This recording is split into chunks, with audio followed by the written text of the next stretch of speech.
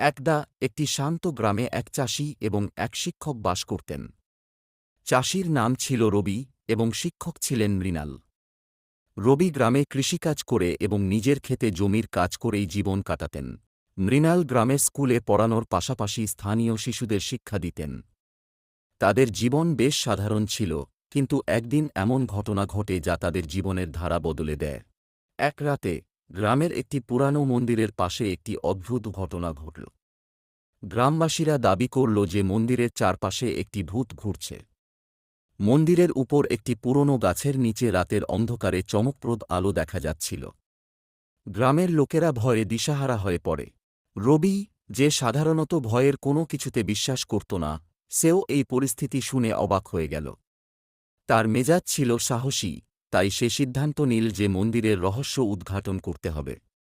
এর জন্য সে শিক্ষক মৃণালের সাহায্য চাইল।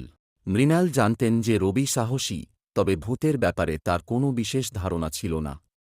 তিনি বললেন, আমরা যদি সত্যিই এই রহস্য সমাধান করতে চাই, তাহলে আমাদের সম্পূর্ণ প্রস্তুতি নিতে হবে।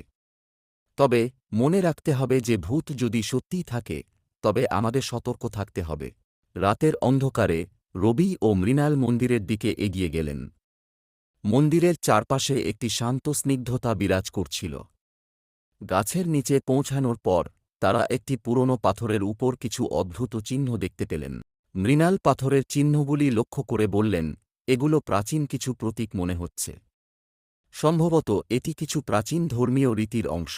রবি ধীরে ধীরে পাথরের উপর হাত রেখেছিল এবং একটি হালকা ঠান্ডা অনুভূতি পেল। সেই সময়ে হঠাৎ করে একটি মৃদু হাসির শব্দ শুনতে পেলেন তারা। মৃণাল চমকে উঠলেন, কিন্তু রবি শান্তভাবে বললেন, ভয়ের কিছু নেই। আমরা যদি সত্যিই কিছু খুঁজে বের করতে চাই, তাহলে আমাদের সাহসিকতা বজায় রাখতে হবে। হাসির শব্দের উৎস অনুসন্ধান করতে তারা মন্দিরের ভিতরে ঢুকল।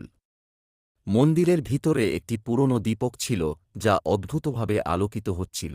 দীপকটি আবার কিছু চিহ্ন সহ একটি পাথরের মঞ্চের উপর রাখা ছিল। মৃণাল ধীরে ধীরে দীপকটি তুলে নিলেন এবং দেখতে পেলেন যে তার নিচে একটি পুরনো লেখার স্ক্রোল লুকানো ছিল। স্ক্রোলটি খুলে তারা একটি প্রাচীন ভাষায় লেখা কিছু বার্তা পড়ল।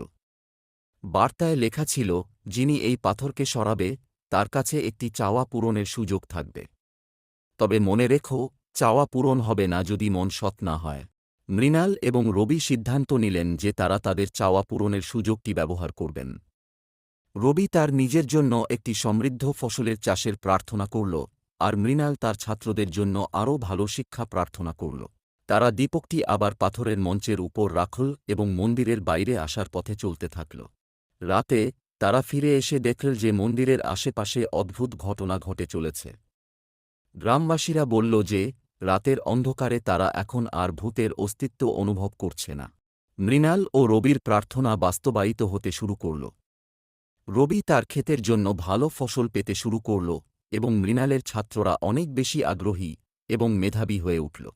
এমনকি গ্রামবাসীরা মন্দিরের অদ্ভুত ঘটনার প্রতি তাদের ভয় হারিয়ে ফেলল।